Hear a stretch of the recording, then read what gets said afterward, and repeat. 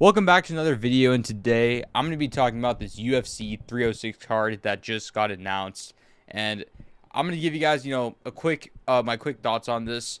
There's obviously some pros and cons. I'll let you guys know. But if you guys are new, please hit the subscribe button. I'm currently 25 subs away for 1,000 subscribers, so I'd really appreciate anyone who would just click the subscribe button. It's free, and it doesn't hurt at the end of the day. So I've actually been wanting to hit 1,000 subs for a while. So yeah, at the end of the day, if you guys can, it would really mean a lot.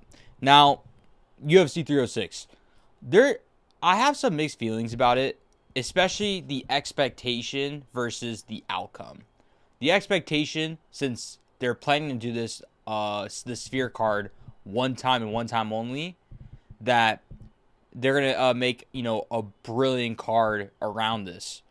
What the outcome were some very good fights, and some fights which I don't understand why it's in the main card, and they could have gotten better fights for the main card. So let me get into it, right? Main event, Sean O'Malley versus Merab. Solid fight. Love the main event. Banger. Valentina Shevchenko versus Alexa Grasso. Did not mean to hit the camera like that. Also a good fight. Sure, some may argue that they need to have a better co-main. But personally speaking, I think, Valentina Shevchenko and Alexa Grasso, they've had very entertaining fights back and forth, especially if you look at the second fight. Very entertaining to watch, which turned out to be a draw. Still, though, awesome to watch. Diego Lopez, entertaining-ass fighter. Very fun to watch. We saw him, fight at UFC 303. Also see him fight UFC 300. He is, like I said, that dude is going to be a problem. He's finally going to have his match back with Brian Ortega.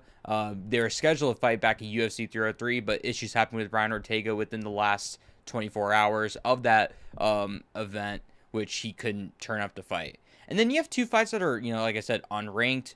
Not, like I said, if the expectation of this card is supposed to be this one of a kind, we're never doing it again type of thing, at least back it up with, all the fights being something very meaningful. While there's only 3 fights that are meaningful and 2 fights that they don't really impact much at the end of the day. But yeah, I kind of want to talk brief about, the 3 fights that are, I would say, the most meaningful within the main card. So I kind of touched base with Brian Ortega, Diego Lopez. I think if Diego Lopez does win the fight, he jumps up to 3, I believe, because Brian Ortega is ranked number 3. And in my personal opinion, he could be up next for that title shot if he does win against Brian Ortega. First, Ilya and Max Holloway, they're going to be fighting for the belt, which actually got announced to fight UFC 307. I'll make a different video about it.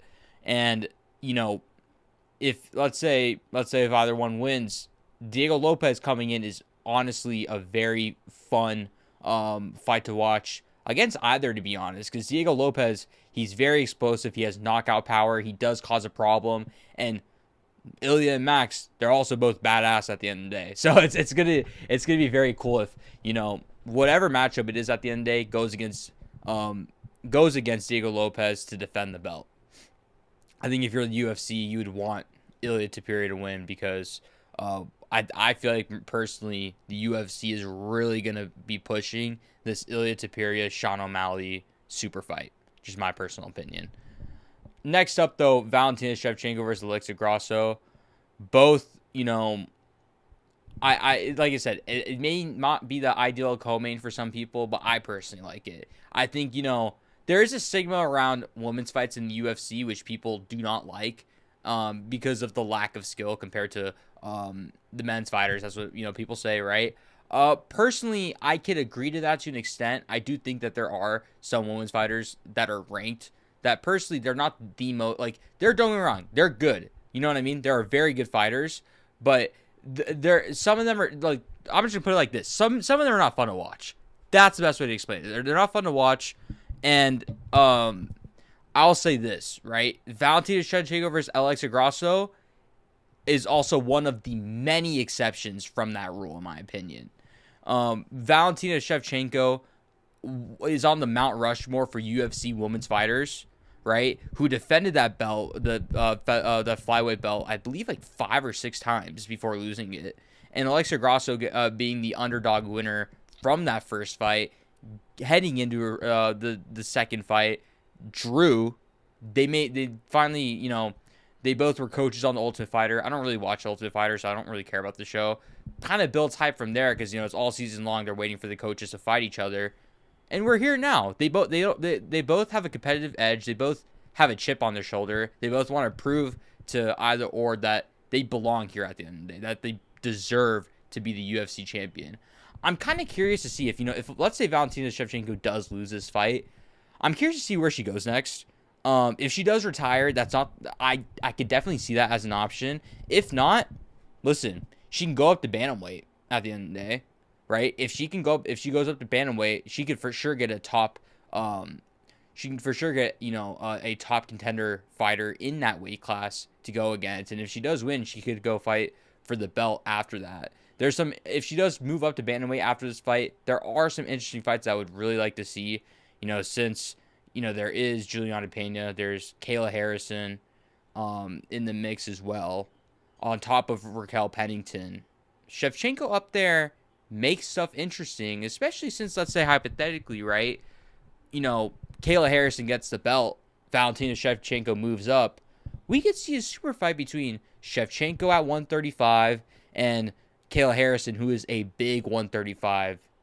To see, who wins that. That's also, I feel like that's a very good fight we could see in the whole women's MMA thing, which that would be very exciting to watch if that does happen. Hopefully we get to see it if she does move up after the if she does move up after the fight, that'd be a cool one to watch.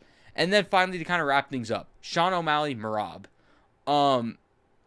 It's interesting. It's very interesting. I'm gonna see how Sean O'Malley reacts to someone who is such a grappling heavy fighter.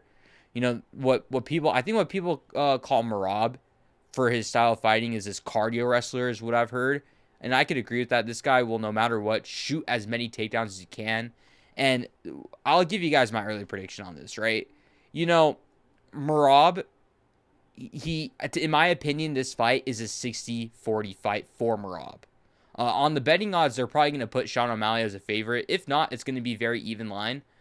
And, what I'm worried about with Sean O'Malley in this fight is the 4th and 5th round, when he's gone there once, by the way, which, cool. I could tell that he can get to the 4th and 5th round, which I'm fine with. The problem is if Merab gets a takedown within those 4th and 5th rounds and has ground control throughout the round for 4 and 5 in the championship rounds.